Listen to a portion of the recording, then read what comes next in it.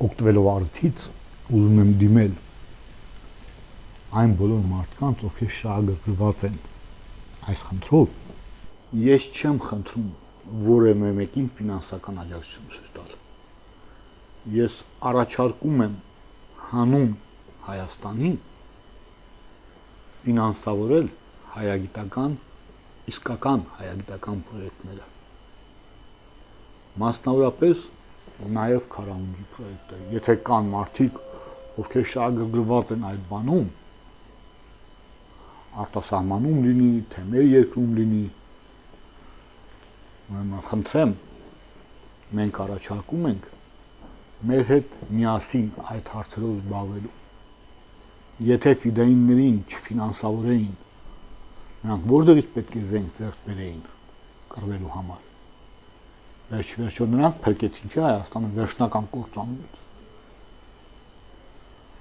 Այս առաջարկը ես անում եմ բաց ճակատով բոլոր հայերին։ Եկեք միասին նպաստենք հայկական գիտության զարգացմանը։ Եվ ոչ միայն հայագիտությունում, նաև մաթեմատիկայում,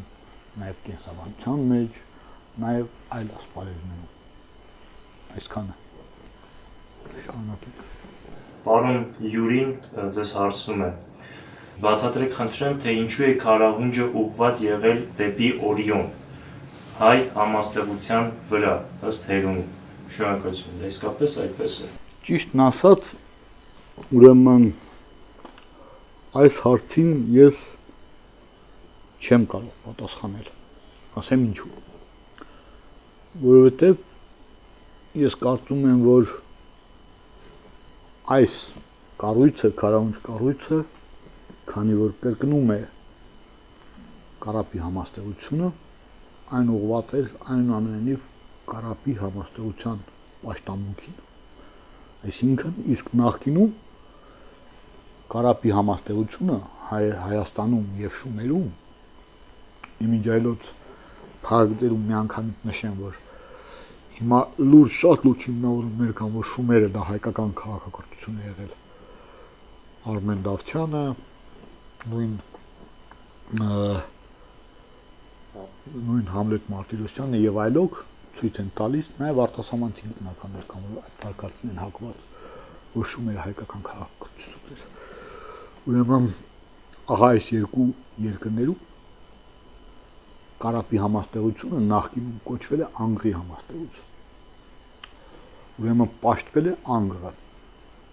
Իսկապես շատ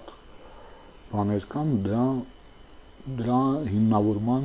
ուղղված շատ փաստեր կան, որոնք հիմնավորում են այդ կարծիքը։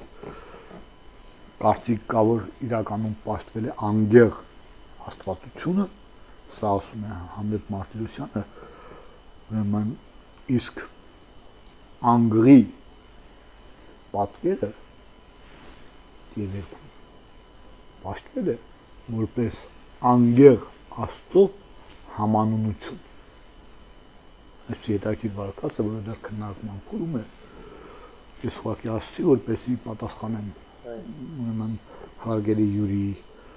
ուրեմն հարցին, իսկ ինչ վերաբերում է Օրիոնին, ես ուրեմն վախենում եմ ինչ որ բան հստակորեն ասել, քանի որ ծանոթ չեմ այդ վարկածին։ Նորից կընթերցեմ, եթե ինքը համարում է, որ Հերունին այդ կարծիքն է հայտնել, կնայեմ գիրքը, ունեմ այդտեղ, կնայեմ, կգտնեմ այդ մասը եւ նորից կընթերցեմ, հավանաբար բաց եմ թողել կամ շատության չեմ արժանացրել այդ փաստը ու անձնական արդեն զրույցի դեպքում իր հետ կքննարկենք այդ հարցը։ Մեր հաջորդ օգտատերը, որ իրեն անվանել է Մերկուրի, հարցնում է ձեզ. Հարգելի պարոն Վարդացյան, նախ շնորհակալություն ձեզ ձեր կատարած ազգանվեր գործունեության համար եւ հարցս։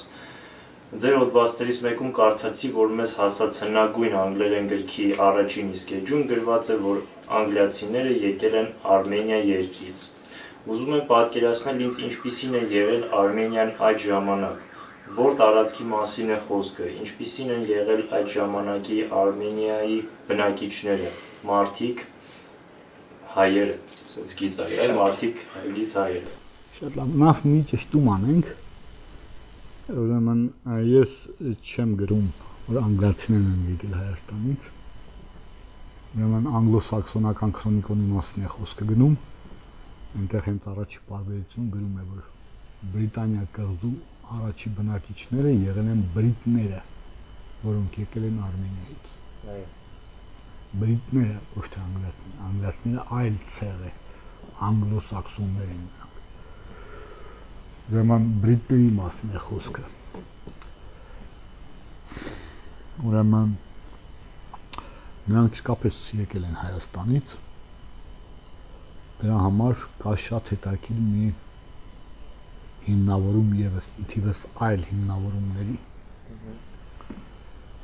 Ուրեմն 2001 թվականին, իմիջիայլոց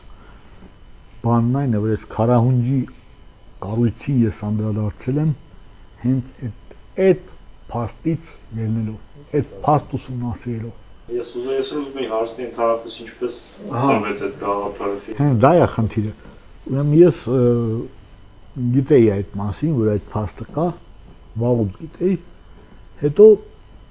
ուրեմն ես խնդրեցի Կիլիկիա նավի նավապետ Կարեն Բալայանին, որ նա շրջագայության ժամանակ ուրեմն նկարահանի ինչ որ բաներ, Եվրոպայում շրջագայություն չէ, Եվրոպայի այսպես շուրջ եվրոպական այսպես ճանապարհություն կապեցին։ Ու նրա խնդրանքով ես իրենց ուրեմն անձնակազմի համար լեկցիաներ կարդացի, որտեղ պատմում էի, թե ինչ են արել հայերը տարբեր երկրներում, ինչ ավանդ ունեն այդ երկրների զարգացման գործում, ու այդ լեկցիաներից էլ ծնվեց այդ գաղափարը, որ այսինչ տեղում այսինչ փաստը կա, իրենք նկարում են, հետո մենք իրար հետ համատեղ կլիպ ենք սարքում, որ փաստը ներկայացնում։ Ու այսպես ուրեմն Անգլիայում եղած ժամանակ այլև այլ բաների հետ մի ժամանակ ինքը շատ բան նկարեց այնտեղ։ Ուրեմն Անգլիայում եղած ժամանակ ես խնդրել եմ, որ մտնի թանգարան, պատմության թանգարան, Անգլիայի թագավորական պատմության թանգարան եւ այնտեղ նկարահանի այդ։ Այնտեղ ինձ զանգում է, ասում է. «Վաչի, դու համոզված ես, որ այդ փաստաթղթերը տեղ է գտնվում թանգարանում»։ Ասում եմ, ոչ միայն համոզված եմ, ես ուղղակի դա գիտեմ, եթե ուզում ես ես կուղարկեմ հղումները ինտերնետում, որ այդ փաստաթղթը պահվում է թանգարանում։ Ասում եմ, այստեղ ասում են, թե այստեղ չի։ Ասում եմ, ստիպիր նրանց, որ հանեն ու քեզ ցույց տան, որովհետև ու ուղարկեցի իրեն այդ սայթը, որտեղ գրված է, հենց անգլիական սայթ է։ Ուրեմն գրեց նա ու կարդաց, չէ, համոզեց, հանեցին, լուսանկարեց, բան։ Ուրեմն նկարահանեց, ամեն ինչը բերեց ու մենք սարքեցինք այս կլիպը։ Ու այդ ժամանակ ուրեմն հանկարծ պարզվեց, որ կան մարդիկ Անգլիայում, որոնք ասում են, որ այդտեղ Արմենիա չի գրված։ Գրված էր Արմորիկա։ Հետո միջնադարում սխալմամբ Արմորիկան դարձել է Արմենիա։ Ես հատուկ հետազոտություն իրականացրեցի հոգեբանության մեթոդները օգտագործելով, ցույց տվեցի, որ սխալ չի կարող տեղ ունենալ, մի քանի տարբերակներով ցույց տվեցի, որ ուրեմն բանն այն է, որ այդ անգլոսաքսոնական քրոնիկոնը գրվել է միջնադարում։ Իսկ նրանք հենվում են եկեղեցական պատմության վրա, որը գրել է Բեդե Պատվելին։ Նրանք անգլիացի գիտնականները որոշ մասը ասում են, որ այ հավանաբար Բեդե Պատվելու մոտ, Բեդե Պատվելու գիրքը չի պահպանվել։ Բեդե Պատվելու մոտ գրված էր այդ տեղում Արմորիկա, Արմորիկան ուրեմն Ֆրանսիայի հյուսիս-արևմտյան գավառներից մեկի հին կելտական անվանում է, Բրետань գավառի հին ուրեմն կելտական անվանում է։ Եվ ինձ հետաքրքրեց դա։ Լավ, ասեցի, բերեք ուսումնասիրենք։ Եթե նրանք բրիտները եկել են Հայաստանից, իսկ ըստ Բրիտանիկա հանրագիտարանի Stonehenge-ը կառուցել են բրիտները, ապա հավանաբար այդ մարդկանց նախնիները, հայաստանյան նախնիները պետք է որ այստեղ եկե թողարկները։ Այսպիսի հզոր կառույց, ինչպիսին Stonehenge-ն է, այնտեղ կառուցողները պետք է որ նույն հզորությունն ունենային նաև Հայաստանում։ Ու այս հետազոտությունը ինձ բերեց Քարաունջի կառույցի վրա կանգնեցրեց, ու ես տեսա բազմաթիվ նմանություններ։ Հենց այն միջանցքը, որ նայում է դեպի հյուսիս-արևելք, նույն միջանցքը նայող հյուսիս-արևելք կա Stonehenge-ում։ Եվ այլ բազմաթիվ էլի բաներ կան, նմանություններ կան, որոնք ցույց են տալիս, որ այդ երկու կառույցների ստեղծողները նույն մշակույթի կրողներն էին։ Ինչ որ կարելի է ենթադրել, որ ինչ-որ էվոլյուցիա, ամենադեպս գոնե տեխնիկական էվոլյուցիա հետ գործում։ Իհարկե տարբերությունը մի քանի հազար տարի է։ Հիմա ինչ մի քանի հազար տարի, ավելի շատ է։ Եթե մենք 14000 ենք տալի, կամ 7500 անգամ տարի ենք տալիս, ապա ըստ ընդունված կարծիքի Stonehenge-ի տարիքը 4500 տարի է։ Տարբերությունը մի քանի հազար տարի առնվազն կա էլ։ Հիմա ուրեմն կառույցի այս երկու կառույցների նմանությունը ինձ բերեց նրան, որ այ իսկապես ուրեմն այդ է նույն մշակույթի կրողներն են կառուցել այս երկու շինությունները։ Հետո ես արդեն շատ ավելի ուշ իմացա, որ 2001 թվականին միջազգային գիտնականների միջազգային խումբ, գենետիկների միջազգային խումբ, որի մեծ մասը անգլիացիներ էին, երկու հոգի կար կարծեմ հոլանդացի եւ 3 հայ, այս 9 հոգուց կարծեմ բաղկացած մի խումբ էր, գենետիկների ուսումնասիրում էին գեները, հայաստանյան բնակչության գեները։ Ես ցույց եմ տալ այսպիսի ուրեմն երևույթ կա հապլոտիպ, բանից պարզվում է, որ ուրեմն տղամարդկանց գեները անցնում են հորից որդուն անփոփոխ։ Ու հենց դրա հիման վրա կարող են որոշել այս մարդը այս մարդու հայրն է։ Հիմա, եթե այդ պահը կա, ուրեմն գենետիկները արել են ենթադրություն, որ կարելի է հեռավոր նախապապերին գտնել այդ հապլոտիպերի հիման վրա։ Ու ցույց են տալիս իրենց հոդվածում Human Genetics ամսագիրը, ամենահեղինակավոր ամսագրերից մեկն է այդ ասպարեզի, այնտեղ ուրեմն նրանք ցույց են տալիս, որ հայկական գեները ամենամոտն են անգլիացիների գեներին։ Այստեղ ես բերում եմ այդ հոդվածից գրաֆիկը, այստեղ իրենց Հայաստանի տարածքները բաժանման իրենց մեթոդն է, ըստ գեների։ Այստեղ ուրեմն սկատերագրամ է կոչվում, ցույց են տալիս, որ այս կարմիր շրջանակով հայկական հայաստանյան հայերի գեների բաշխվածությունն է։ Ես ցույց ենք տալիս, որ Սյունիքն ու Ղարաբաղի գեները ամենամոտն են անգլիացիների։ Հենց իրենք այդ նույն հեղինակները իրենց հոդվածի վերջում գրում են, որ այս փաստը կարող է հիմք հանդիսանալ այն վարկածի համար, ըստ որի մեծ էթնիկական տեղաշարժեր են եղել հին ժամանակներում։ Եվ այստեղից մարդիկ գնացել են անգլիական կոչվող կղզիները։ Հա, այսպիսի մի հետաքրքիր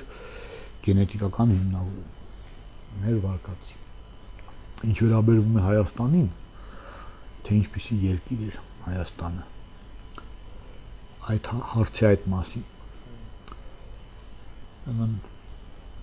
դա անվերապահորեն հայկական լեռնաշխարհներ, Արմենիա ասելով հասկանում են հայկական լեռնաշխարհը, ուրիշ Արմենիա ուրիշ տեղ չկա, ամենդեպս հին ժամանակներում։ Ուրեմն բնակչությունը հայեր էին, ոչ թե ինչ որ հնդեվրոպական ցեղեր, ինչպես մեկնաբանում են հիմա այսպես կոչված հնագետները կամ պատմաբանները, նորից ասում եմ այսպես կոչված, որովհետև տրամաբանությունից զուրկ բաներ են ասում։ Ասում եմ, ինչու եք համարում, որ այստեղ տարբեր ցեղեր են ապրել։ Ասում են, այդպես է Աֆրիկայում։ Դրա համար, ասում տարածքում ապրում են տարբեր ցեղեր, որոնք իրար հետ ինչ որ հարաբերություններով կազմում են ինչ որ մի ազգ։ Ուրեմն այստեղ էլ նույն բանը պետք է լինի։ Ասում եմ, փաստ ունեք, որ այստեղ ապրել են տարբեր ցեղատեսակներ։ Չկա։ Բա ո՞նց եք ասում։ Պատասխան չկա։ Հակառակը կան շատ փաստարկներ ասելու համար, որ Հայաստանում բնակչությունը միշտ եղել է միատարր եւ հայկական այսպես կոչված արմենոիդ ցեղատեսակը այստեղ եղել է գերիշխող համենայն դեպս վերջին 6000 տարիների ընթացքում ու ամփոփող այս մասին գրում է ռուս գիտնական ռասայագետ Ալեքսեևը։ Դա փաստ չէ, որ դեմ հերքում չկա։ Ինչ տարբեր ցեղերի մասին է խոսքը։ Ասում են արմենոիդ տարբեր ցեղեր, արիական տարբեր ցեղեր, հնդեվրոպական տարբեր ցեղեր։ Պարոնայք, ինչ է նշանակում տարբեր ցեղեր։ Եվ նրանք ազգակից էին եղել իրար, թե ցեղեր են։ Հո մեկը չի եղել նեգրոիդ, մյուսը եվրոպոիդ, մյուսը մոնղոլոիդ։ Արմենոիդ են, չի եղել բոլորը։ Ուրեմն նույն ցեղն է։ Խոսել են հնդեվրոպական լեզվով, նախ հնդեվրոպական լեզվով ենթադրենք։ Իսկ արդյոք ճիշտ է վերծանված նախ հնդեվրոպական լեզու։ Եվ ինչ է նշանակում նախ հնդեվրոպական լեզու։ Բերեք նայենք, տրամաբանված բերեք նայենք, այլ ոչ թե այնպես արտահայտենք կարտիկներ, որտեղ այդպես են կարծում Եվրոպայում։ Իսկ Եվրոպայում շատ սխալ կարտիկներ են եղել ինձ։ Շլիմանի օրինակը դες վառ ապացույց։ Բացի դա ասեմ, որ Եվրոպայում մինչև 19-րդ դարի վերջերը 80-ական թվականները, ընդհուպ մինչև 80-ական թվականները 19-րդ դարի համարում էին, որ հայոց լեզուն առանձին ճյուղ չի, այլ պարսկերենի մի ճյուղ է։ Հիմա եթե ես ապրեի, ասենք 19-րդ դարում կամ ինչ-որ մեկը, մասնագետ ապրեր, հայ մասնագետ ապրեր 19-րդ դարում ու սկսեր ասել, որ գիտեք հայոց լեզուն այնուամենայնիվ առանձին ճյուղ է։ Բերեր դրա համար փաստարկներ։ Եվրոպայում նրան իհարկե պետք է ծաղրուծանակի ենթարկեն։ Ասեն, չէ, դե գավառամիտ, ինչ եք դուրս տալիս, էլի հայերը պարտենում են բան եւ այլն։ Չէ, պարոնայք, կոչ եմ անում բոլոր գիտնականներին հենվել միայն փաստարկների վրա, այլ ոչ թե ուրիշների կարծիքների վրա։ Ուրեմն մենք ցույց ենք տալիս, որ այստեղ ավելին ձեզ ասեմ, ժայռապատկերների վերլուծությունը ցույց է տալիս, դա արել է Համլետ Մարտիրոսյանը, որ ժայռապատկերների ստեղծողների լեզվամտածողությունը հայերեն էր։ Շատ օրիգինալ եղանակով է արել, շատ հետաքրքիր ուրեմն տեսություն է, վերլուծություն է, ու դրա հիման վրա նա նաև ցույց է տալիս, որ ուրեմն շումերական եւ եգիպտական պատկերագրերը համընկնում են սյունիքյան ժայռապատկերների հետ։ Ակնհայտորեն, այն նա վերջերս գիրք հրատարակեց։ Կարող եք հրավիրել իրեն ձեր ուրեմն կայքում ելույթ ունենալու, որտեղ նա ուղղակի ցույց է տալիս երկու պատկերները դնում է իրար կողմ։ Ասում է, այս պատկերը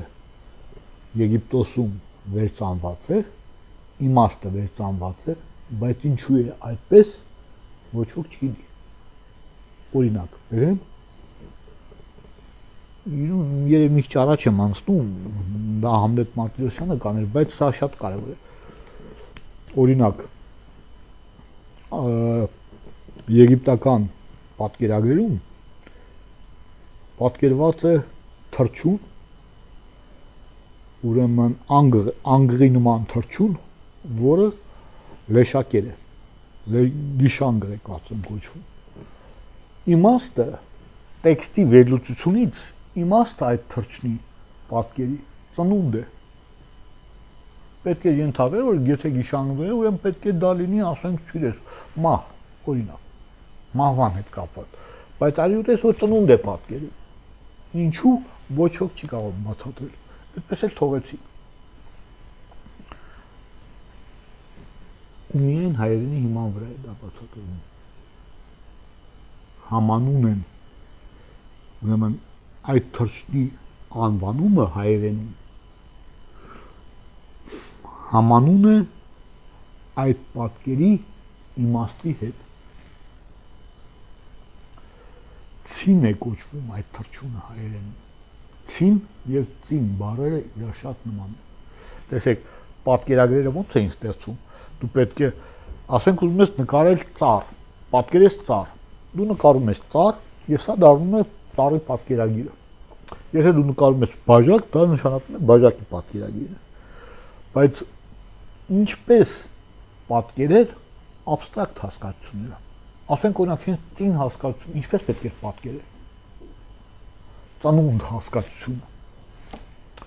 կամ Աստված հասկացությունը, ինչպես պետք է պատկերել։ Ուրեմն ըստ առաջարկված տեսության Համլետ Մարտիրոսյանի կողմից օգտագործվում էին համանունները, պատկերում էին մի առարկա կամ մի օբյեկտ, որի անունը նույնն էր այդ абստրակտ հասկացության հետ։ Տվյալ դեպքում պատկերել են ցին թռչունը, որպեսզի նշեն ցին հասկացությունը, կամ պատկերում էին այծ, որի հին հայերեն անվանումներից մեկը դիգ էր, դիգ, եւ այդ պատկերով նշում էին Աստծո հասկացությունը, որտեղ հին հայերենում Աստվածը կոչվում է դիգ։ Այս ամենը նա շատ ավելի լավ կներկայացնի, ես ուղղակի նշեցի այն բանը, որ այստեղ միշտ այս տարածքում ապրել են հայերը, անհիշելի ժամանակներից, ես վախենում եմ թիվ ասել, բայց Համլետ Մարտիրոսյանը նշում է մի քանի տասնյակ հազար տարի։ Եվ հիմնավորում է դա, հենց այնպես չի նշում, հիմնավորում է, կարևոր հիմնավորում է։ Ես ասում եմ, որ այստեղ մեզ մոտ եղել է պետականություն առնվազն 14,000 տարի առաջ։ Ավելին դες ասեմ, Արևմտյան Հայաստանում գտնվել է կառույց, Պորտասարը, Գյոբելգի թեփեն, թուրքացված անվանումը, եւ նրա ստեղծողը Կլաուս Շմիդտը, ուրեմն կառույցը թվագրում է 12,000 տարով։ Մենք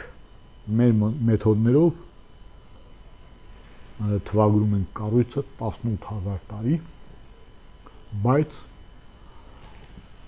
ենթադրենք, թե Կլաուս Շմիդտը ճիշտ է ասում, 12,000 տարի է։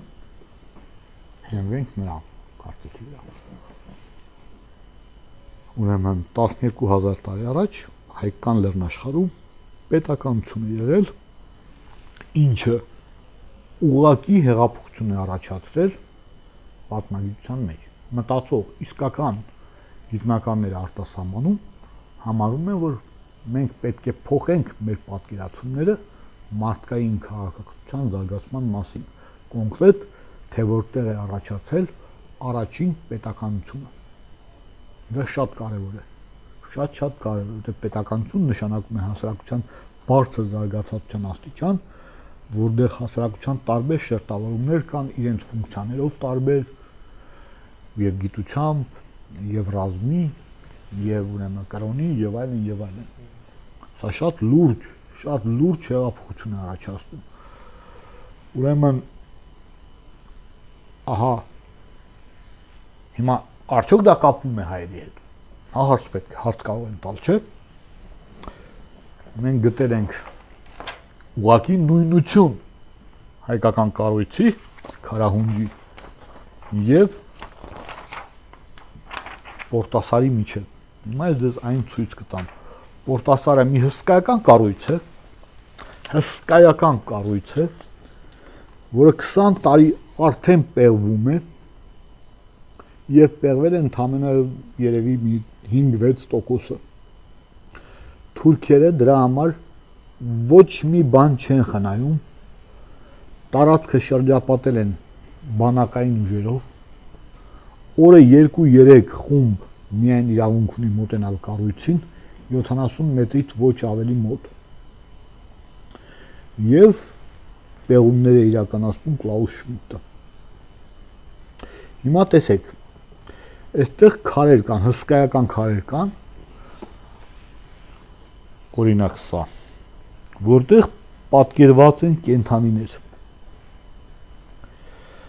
Այս քարի վրա պատկերված է անգղ։ Եթե նկատում եք, նրա թևերի բացվածքը ասիմետրիկ է։ Եթե մենք տեղադրում ենք քարահունջի կառույցը այս անգղի պատկերի վրա, հիշենք, որ ուրեմն կարապի համաստեղությունը կոչվում էր անգղի համաստեղություն, ապա այն լիովին համընկնում է այս պատկերի հետ։ Մենք ենթադրեցինք, որ այս քարի վրա պատկերված է ոչ թե ուղղակի կենդանիներ, այլ աստղային երկինքը անգղի համաստեղության շուրջ։ Եվ իսկապես այդպես է։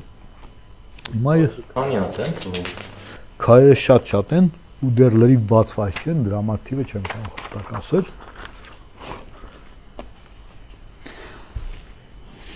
Այստեղ մենք ներկայացնում ենք այս քարը եւ կողքը աստղային երկինքը, որ ստացված է ստելարիում ծրագրով։ Տեսեք, այստեղ կարապներն ու ժամանակակից անվանումը կարապն է, այստեղ անգղ է։ Նրանից ներքև աղվեսի համաստեղությունն է, այստեղ աղվես է պատկերված։ Այս քարը փակում է նկարում, այստեղ աղվես է պատկերված։ Շատ անբնական տեսքով, ուղղահայաց կանգնեցված, ոչ մի որսոր այսպես չէր պատկերի։ Ուրեմն բանը աղվեսին, հա։ Նրանից ներքև արծվի համաստեղությունն է, այստեղ արծիվ է պատկերված։ Ուրեմն այստեղ պատկերված է մի թռչուն, փոքր թռչուն ու էլի անբնական տեսքով։ Նրան համապատասխանում է համաստեղություն, քնարի համաստեղություն, տեսեք չափերը լրիվ համընկնում են, տեսնում եք, պատկերների եւ համաստեղությունների։ Ուրեմն քնար համաստեղության անվանումը հունական անվանումն է։ Մինչդեռ նրա ամենավառ պայծառ աստղը վեգան արաբերեն նշանակում է ընկնող թռչուն։ Եվ իսկապես այստեղ պատկերված է թռչուն անբնական տեսքով։ Հանրաբար ընկնող թռչուն է։ Մենք ցույց տվեցինք, որ այս քարի վրա պատկերված է աստղային երկինքը։ Բոլորին վերջերս 3 չառաջի օրը, ուղղակիորեն 3 չառաջի օրը ինձ հետ կապնվեց Գերմանիայում ապրող հայ ուրեմն մշակութաբան Արամ Կրչյանը, որը ծանոթ էր իմ աշխատանքին, այս վերջին բացահայտման մասին նա չգիտեր։ Նա գիտեր նախորդ բաները եւ ինչ որ ճշտող հարցեր էր տալիս քարահունջ կառույցի վերաբերյալ։ Զրույցի վերջում ես ասացի, գիտես, նա հիշատակեց Պորտասարի կառույցը, ինչ որ բաներ էր ասում այդ մասին։ Ես ասացի, գիտես, հա ուզում էր ինչ որ դեպով կապեր Պորտասարի կառույցը քարահունջի հետ մշակութային առումով։ Ես նրան ասացի, գիտես, որ ուրեմն ես ցույց եմ տալիս ուղղակի նույնություն այնտեղ պատկերվածի եւ քարահունջի միջև, ու ինչ հետաքրքիր է եւ այլն, ես կարճ ասեցի նրան, ուղարկեցի այս հոդվածը իրեն, որ նա նայի, ուրեմն եւ նա խոսքի մեջ հետեւյալ բանն ասեց, ասում է ես ծանոթ եմ Կլաուս Շմիդտի հետ, այսինքն այս կառույցի պեղողի հետ, ուրեմն զեկուցումներից մեկի ժամանակ Արամ Մկրտչյանի խոսքերն եմ կրկնում, նա ասեց, որ ես մոտեցա Կլաուս Շմիդտին եւ ասեցի, ինչու եք դուք անընդհատ ասում անհասցե այս կառույցի ստեղծողների մասին, Անատոլիայում ստեղծված կառույց։ Վերջիններս որ դա մի ժողովուրդ է եղել, որը պետք է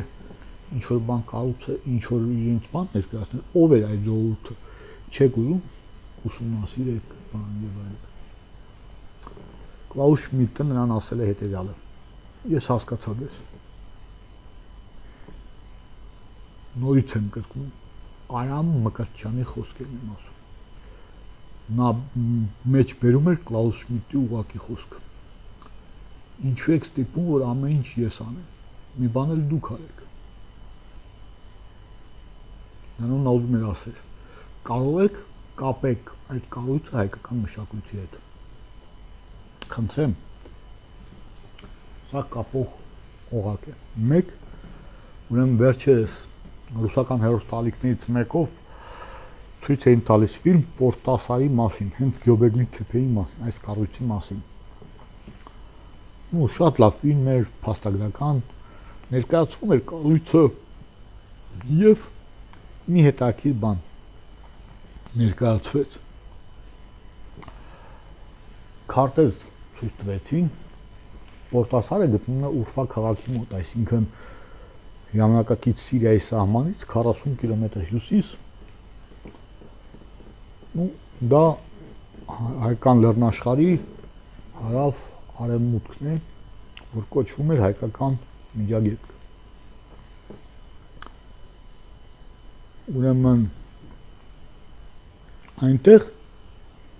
լավ ներկայացվեց կառույցը եւ մի այսպիսի էպիզոդ կար,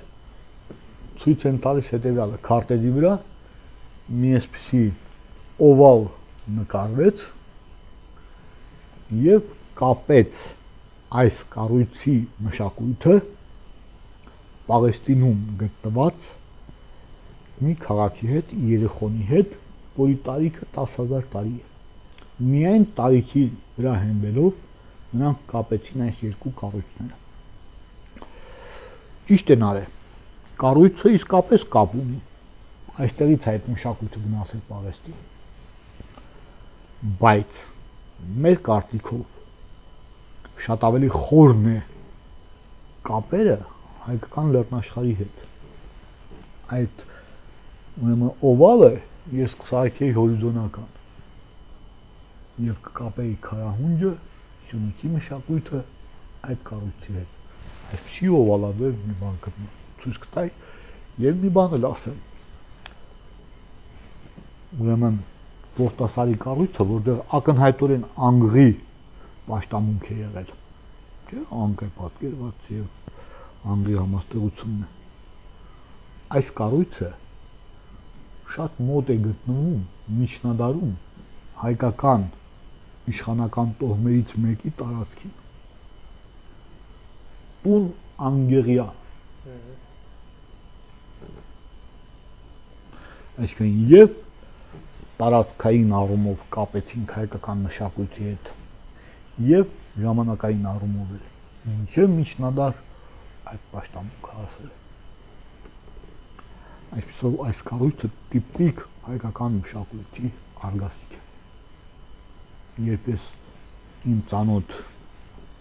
որոշ դագերտների հետ զրուցում եմ, ասում եմ ինչու չեք գնում, ուսումնասիրեք։ Դե գիտես, սկսում են լողալ, բան եւ այլ, ասում եմ ախր սա մեր հայրենիքն է։ Ախր սա մերն է, ինչու չեք տեր կանգնում։ Իսկ դրան հակառակ թուրքերը անցյալ տարի ՅՈՒՆԵՍԿՕ-ն հայտարարել էր աստղագիտության տարի,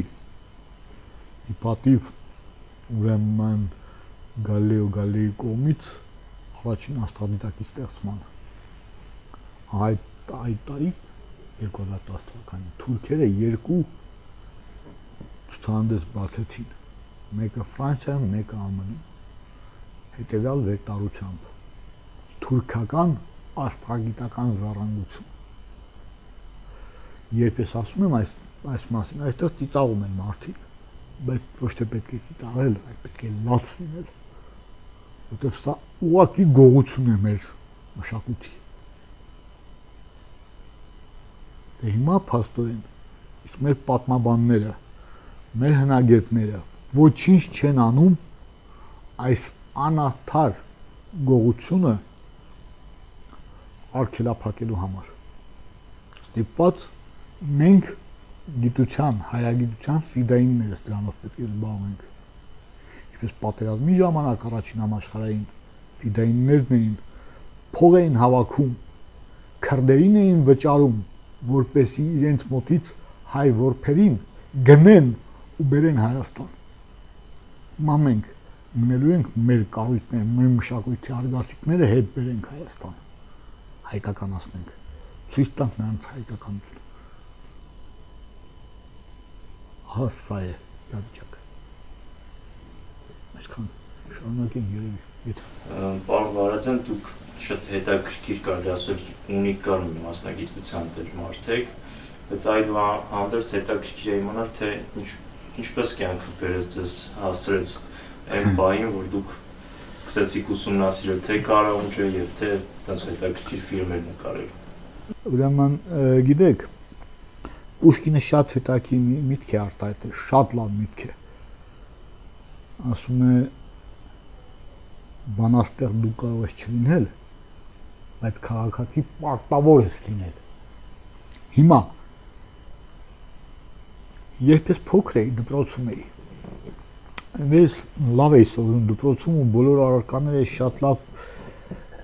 գիտեի ու ուրեմն ամեն ինչ ինձ հետաքրքիր էր։ Ու պատմությունը ինձ հետաքրքրեց նրանով, որ դասագրքում մի բան էր գրված, իսկ իմ ծնողները, իմ քեռիները լրիվ ուրիշ բան էին ասում,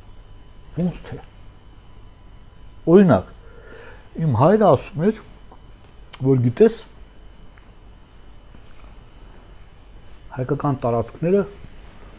թուրքերին ատվել Լենինը։ Ինչ 70-ական թվականի խորը սովետական միություն էր։ Այն դեպ բանն ասում էր։ Ես ապշել եմ ոնց թե։ Ամենք այդքան պաշտում ենք հոկտեմբերից, մոկտեմբերից պիոներ եւ այլն, բայց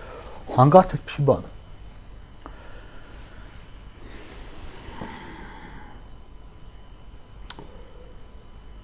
Քերիս ինձ պատմում են Նժդեհկի մասին, թե ինչ խոշոր մտածող, ինչ խոշոր ռազմական գործիչ է եղել։ Դասագրքերում չկար այդ մասին գրված, բայց ինչ հաշիվ է։ Ինձ հետաքրքրեց, իսկ ինչու է այս տարաձայնությունը։ Ու այն ժամանակվանից ես սկսեցի պատմական, մասնագիտական գրքեր կարդալ։ Լավ հիշում եմ, օրինակ, կարդացի Եսայան հեղինակի գիրքը, որ կոչվում է Կավկասский фронт 14-18 годов։ Կովկասյան ռազմաճակատը 14-ից 18 թվականները։ Ու այնտեղ ես մի բան կարդացի, որ ինձ ցնցեց։ Այդ ժամանակ ես 13 տարեկան էի։ Ցնցեց։ Այնտեղ նա նկարագրում է, թե ինչպես են ռուսական զորքերը իրենց չհիմնավորված մանևրներով հետո առաջով նպաստում թուրքերի կողմից հայերին կոտորելու։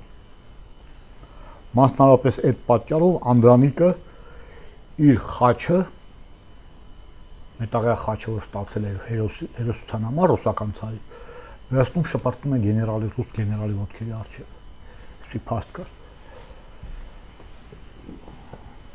1970 թվականին ես 6-րդ դասանում էի։ Պատի թերթը հրատարակեցի ապրիլի 24-ի կապակցությամբ, որտեղ այդ փաստը նշել էի։ 6-րդ դասարան։ 6-րդ դասարան։ Ինչ որ միտեղ մեր մոտ Հավանաբար հիմա երևի սա իմ հայրական տունն է, եթե փորփրեմ երևի գտնեմ այդ պատի թերթը այնուամենայնիվ պահպանված կա։ Ես իմ լավ ընկեր ունեի, որի պապը Անդրանիկի զինվորն էր եղել։ Ինքը շատ լավ նկարում էր այդ տղան։ Երկուսը ինքը ես ասացի ինչ պետք է նկարի, ինքը նկարեց Կոմիտասի գժված պատկերը Խանջյանի նկարով կա։ Սա եւ ուրեմն ես գրեցի տեքստը, ուրեմն որտեղ նշում էի, որ այսպես ռուսական բանակը հետ ու առաջ էր անում, որով նպաստում էր ցեղասպանությանը։ Ու կպցրեցի պատին։ Սկսվեց միահավորություն, տնօրենը եկավ, դե իրեն հայտնել են, որ բաչիկն է արել։ Եկավ իմ մոտ, մեր դասարան մտավ, ով է արել, ասացի ես եմ արել, դու մենակ չես արել, ով է արել, քույր, ասի ես մենակ եմ արել։ Վերջը տարավ իմ իր կաբինետ, սկսեց մշակել ու եղելվանալ։ Ես ասի ես ինձ ոչինչ չեմ հորինել, գիրքը կա, խնդրեմ, կաղնդեր, կարդացեք ինձ հետ կարդացեք։ Որ ասացի, որ գիրքը կա, որտեղ այդ մասին գրված է, նա հանգստացավ մի քիչ, բայց ասեց պետք է հանես։ Լավ է, որ անցավ հան։ Չի ասի չեմ հանում։ Մի շաբաթ դիմնա։ Վերջը եկանք փող համաձայնության, որ Միջանցքից, դպրոցի Միջանցքից պատի թերթ հաննում, կպցնում եմ մեր դասարանում։ Ու մի շաբաթ պետք է մնա։ Միջալոց դպրոցի տնօրենը պատմության, հայոց պատմության ուսուցիչ էր։ Իր սրտից էլ էր այդ ամեն ինչը գալիս, դրա համար այդքան խիստ չմոտեցավ ինձ։ Ու համաձայնվեց, որ լավ, դեր դասան թող կպատմնա։ Դրանից հետո մեկ շաբաթվա ընթացքում դպրոցի ուսուցիչները ուրեմն հերթապահություն էին սահմանել ու ամեն ուրեմն բանի ժամանակ, ընդմիջման ժամանակ երկու հոգով գալիս էին ու այդ պատի թերթը ընթերցում։ Մեր դասարան։ Այսի բան կար։ Ու այդ ժամանակվանից իմ մոտ հետաքրքրություն առաջացավ ու ես ասացի ես պետք է այս անարդարությունը ուղղեմ։ Այն ժամանակ ու սկսեցի հետաքրքրվել Հայաստանով, հայոց պատմությամբ, խորացա, գրքեր էի կարդում, բան եւ այլ, ու ես ինձ այն ժամանակ հարց տվեցի։ Այս այն ամենակարևոր հարցը ես տվեցի այն ժամանակ։ Լավ, մեզ ջարդել են, կոտորել են, ես են արել, գողացել են եւ այլ, բայց մեր տարածքները գողացել են եւ այլ։ Լավ իսկ արժի, որ ես իմ կյանքը նվիրեմ այդ բանին։ Արդյոք մեր ազգի այդքան լավն է, որի համար ես իմ կյանքը նվիրեմ այդ խնդրին։ Ու այս հարցին ես սկսեցի մտածել։ Իսկ ոնց է որոշելու, որ մեր ազգը լավն է կամ վատն է։ Ու սկսեցի ինձ համար մի եզրակացություն արեցի այն ժամանակ։ Լավ ասում եմ, իսկ ոնց ենք իմանում, որ այս մարդը լավն է, թե վատն է։ Իր կատարած գործերով, իր մտածելակերպով, իր վերաբերմունքով ուրիշ մարդկանց նկատմամբ, չէ՞։ Հիմա ու այդ բանը ես տարածեցի ազգերի վրա։ Ինչպիսի մտածելակերպ ունի մեր ազգը։ Ինքը ուրիշ ազգեր նվաճել է, ուրիշ ազգի կոտորել է։ Եթե կոտորած լիներ, ուրեմն կարելի է ասել, լավ, հիմա մենք կոտորել ենք, մեզ էլ կոտորեցին։ Պարզվեց, որ չի կոտորել մեր ազգը, ոչ մի ուրիշ ազգ։ Ոչ մեկից տարածք չի խլել։ Այս տարածքները Աստծու կողմից է մեզ տրված եւ այստեղ է ձևավորվել մեր ազգը։ Սա մերն է, ի սկզբանե մերն է։ Այն ժամանակ ես կարդացի մի գրքում, որ մեծամորում գտնվել է աշխարհի հնագույն մետաղաձուլարանը։ Այն զարմացրեց, ուրեմն այսպիսի գործեր են կարել։ Ու սկսեցի, տեղից սկսվեց իմ հետաքրքրությունը։ Փաստեր, որոնք հիմնավորում էին ամեն մի փաստը նորից ու նորից հիմնավորում էր հայ ազգի մեծագույն ուրեմն ավանդը համաշխարհային քաղաքացիական զարգացման գործին եւ համամարտկային մշակույթի գանձարան։ Դրանով է ի վերջո որոշվում ավելի լավ կամ վատ լինելը։ Ու ես տեսա, որ անասելի, ահռելի մեծ է դա այն փաստերի հիման վրա, որոնք ես փնտրում ու գտնում էի ամբողջ կյանքում։ Ու այստեղ ինձ շատ օգնեց մի հետաքրքիր մարդ, Սերգեյ Հարությունյան անունով։ Սերգեյ Հարությունյանը ժամանակին աշխատել է Իտալիայում սովետական դեսպան։ Դեսպանության մշակութային կցորդն էր։ Եվ նա իր գործերը անելու համար հավանաբար նա զբաղվում էր նաև հետախուզական աշխատանքով, դա ընդունված է այդ ասպարեզում։ Նա իր համար լեգենդ էր հնարել եւ ամենտեղ ասում էր, որ ես հետաքրվում եմ զուտ անունական հետաքրություն ունեմ հայերի թողած հետքերի մասին, ուզում եմ իմանալ հնարավորին չափ շատ, մասնավորապես Իտալիայի տարբեր քաղաքներում։ Ու դա նրան հնարավորություն էր ընձեռում ազատ, համենայնպես այդ լեգենդի ներքո ազատ շրջագայել Իտալիայում եւ ինչ որ իր հետախուզական ինչ որ գործեր անել։ Ու նա այնքան փաստ էր հավաքել, մասնավորապես հայերի ուրեմն կատարած մեծագործությունների մասին Իտալիայում, օրինակ Իտալիայում, հետո Եվրոպայում էլ նա հավաքեց իհարկե։ Ու շատ բան ես իր ամոթից կարդացի, հետո շատ բան ես գիտեի, բայց իր ասածներից էլ ես շատ բան վերցրեցի, ու ես նրա անունը չեմ կարող չհիշատակել։ Օրինակ, ես նրանից իմացա, որ Իտալիայում հուշարձան կա, որի վրա գրված է իտալերենից մոտավոր թարգմանությամբ։ Ոչ թե իտալերեն, այլ լատիներեն։ Իտալիան ազատագրվել է Մերսես հայի շնորհիվ 6-րդ դար։ Ես սկսեցի ուսումնասիրել այդ մարդու կատարածը։ Տեսա, որ մի հրաշք գործ է արել, հրաշալի բաներ է արել, անասելի մեծ գործ է արել։ Այնպիսի դաս է տվել Եվրոպային ու լատինացիներին, իտալացիներին, որ նրանք ուղղակի չէին էլ պատկերացնում այդ մասին։ Նա արեց այն, ինչ արեց Սասունցի Դավիթը, երբ փախչեց Մսրա զորքին։ Այսինքն նա վարվեց տիպիկ հայկական մտածելակերպին համահունչ, որտեղ էպոսը մեր բանն է, չէ՞, մեր ազգի մտածելակերպի ուրեմն այսպես բյուրեղացված դրսևորումն է, չէ՞ որտեղ նա էպոսը պատմվում է հորից որդուն, ուսուցիչ աշակերտին, վերանացին։ Հիմա պատկերացնենք, որ ասենք ինչ որ մեկը ուսուցիչ որոշեր, դե հիմնական գյուղացիներ էին, չէ՞, բանանողը, փոխանցողը։ Մեկը որոշեր, որ լավ է ինչ հիմարություն է արել այս Դավիթը, Մսրա զորքին հասցեց ու հետ ուղարկեց, տուն ուղարկեց։ Կարա չէ գերի վերցներ, գոնե հարկ դներ վրան, լավ փող կգա, չէ՞, մեզ։ Չէ, նա ասեց գնացեք դեր ճանապարհը, դեր վերադարձեք դեր հայրենի հողը Մսրա, չէ՞, այդպես ասեց, ճիշտ է։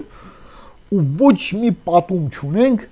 որտեղ նման բան լինի։ Որտեղ եթե մարդ գտնում է, որ Դավիթը հիմարություն է արել, իր տղային իր տեսակետով ճիշտը կասեր, որ իր տղան էլ նման ձևով վարվել ասել։ Ուրեմն եթե ոչ ոք նման բան չի արել, ուրեմն բոլորը համարել են, որ Դավիթը վարվել է միակ ճիշտ ձևով։ Ուրեմն դա մեր մտածելակերպի բյուրեղացված արտացոլումն է։ Ուրեմն նույն բանը արեց Մերսեսը։ Նա Բյուզանդիայի արխիստրատեգն էր, Բյուզանդիայի կայսրը զորք տրամադրեց իր արխիստրատեգին, նա գնաց ազատագրեց Իտալիան գոտերից, գերմանական ցեղերից, որոնք ուղղակի կործանեցին իտալական ամբողջ մշակույթը։ Ու երբ նա գրավեց, ազատագրեց Իտալիան, իտալացի արիստոկրատիան պահանջեց, որ գոտերի, ես դիտավորյալ եմ դա ասում, որտեղ նրանց այն ժամանակ իրական անվանումը գոտ էր, հետո თ դարձավ գոտ, դա ասելու պատճառը նաև այլ է, որի մասին ես հիմա չեմ խոսի։ Իտալիայի արիստոկրատիան պահանջեց, որպեսզի գոտերի արիստոկրատիային խաչեն Ափիան ճանապարհի վրա, ինչպես դա ընդունված էր իրենց մոտ։ Հիշում եք Սպարտակի ավտամությունները փախտեցին, ամբողջ Սպարտակի զորքը խաչեցին Ափիան ճանապարհի վրա, չէ՞։ Դա իրենց մոտ ընդունված ձև էր։ Ու նրանք ապշեցին, որ Մերսեսը արգել է դա անել։ Նրանք հետո նրանք պահանջեցին դե լավ չենք խաչում, գոնե գոտերին ստրկացնենք։ Բերեք ստրկացնենք, որ գոնե մեր ծախսերը հանենք, քանդել են, հիմա ստիպենք թող կառուցեն բան եւ այլ։ Դա էլ նահարկել։ Ու իր զորքի պաշտպանության ներքո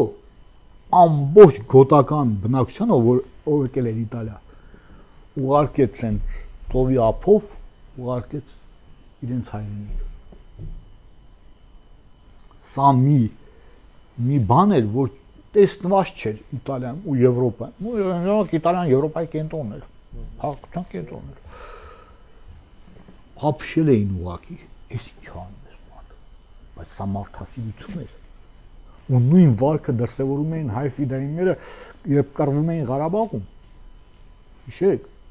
կանաչ գոտի էինք բացում, որ բնակչությունը դուրս գա։ Նույն բանը արեցին արիացիները, որոնք նվաճեցին Հնդկաստանը։ Ռամը արիացիները եկան Հնդկաստան Հայաստանի, դա երկար պատմություն է, չբացատրեմ, ուղղակի փաստն եմ նշում։ Ռամը նոր օրենքներ տարածեց ուրեմն բանում Հնդկաստանում եւ ինչպես գրում է Էդուարդ Շուրեն, ասում է Ռամը նոր օրենքները գրեց իր ժողովրդի մտածելակերպին եւ իր ժողովրդի ավանդույթի հիման վրա։ Եվ այդ օրենքները տարածեց ամբողջ Հնդկաստանում մեկ։ Իսկ գիտեք որ օրենքներ։ Առաջին մի քանի օրենքներ կար։ Առաջին օրենքը հետեւյալն է. հաղթողը եւ պարտվողը իրավահավասար են։ 18-րդ դար մեծ ֆակցիոնից առաջ պարոնայք։ Մինչև հիմա այդպիսի բան կա։ Տեսնում ենք Ամերիկան նվաճում է Լիբիան։ Տեսանք ինչ արեցին։ Ում էին պաշտպանում եվրոպացիները Լիբիայում։ Տեսանք ինչ տեղ ունեցավ, երբ նրանք հաղթեցին Քադաֆին։ Տեսանք, ակնհայտ տեսանք։ Տեսանք ինչ էին անում Անգլիան, Ֆրանսիան, Ամերիկան, Գերմանիային, երբ հաղթեցին երկրորդ համաշխարհային պատերազմի ժամանակ։ Ստրուկներից ավելի վատ վիճակում էին գտնում գերմանացիները այնքան ժամանակ, մինչև Ստալինը չսկսեց զարգացնել ԳԴՌ-ը ու վտանգ առաջացավ, որ վատ ապրող ուրեմն ԳՖՀ-ում բնակչությունը կսկսի գնալ դեպի ԳԴՌ-ը, սովետական տարածք։ Ու դրա համար ստեղծվեց Մարշալի պլանը, որի համաձայն սկսեցին Գերմանիան զարգացնել։ Ի հակակշիռ Ստալինի կողմից ԳԴՌ-ի կենսամակարդակի բարձրացման։ Միայն ի հակակշիռ։ Իսկ իրականում այնտեղ ես կարդացի այդ մասին գիտական հոդված կար, թե Գերմանիայում ինչ էր տեղ ունենում մինչև 47-48 թվականները։ Ստրուկից ավելի վատ վիճակում էին գերմանացիները։ Ստրուկից ավելի վատ վիճակում։ Այնպես որ այդ մտածելակերպը, որ ունենք մենք հայերս, որ դրսևորվել է տարբեր ժամանակներում ու դրսևորվում կոնկրետ պատմական անձանց մոտ ու դրսևորվում է նաև մեր էպոսում։ Ուրեմն սա մեր մտածելակերպն է։ Մեր վերաբերմունքը այլ ազգերի նկատմամբ։ Սա է ամենակարևորը։ Ու ես ամեն ինչից ելնելով ես ասացի, այո,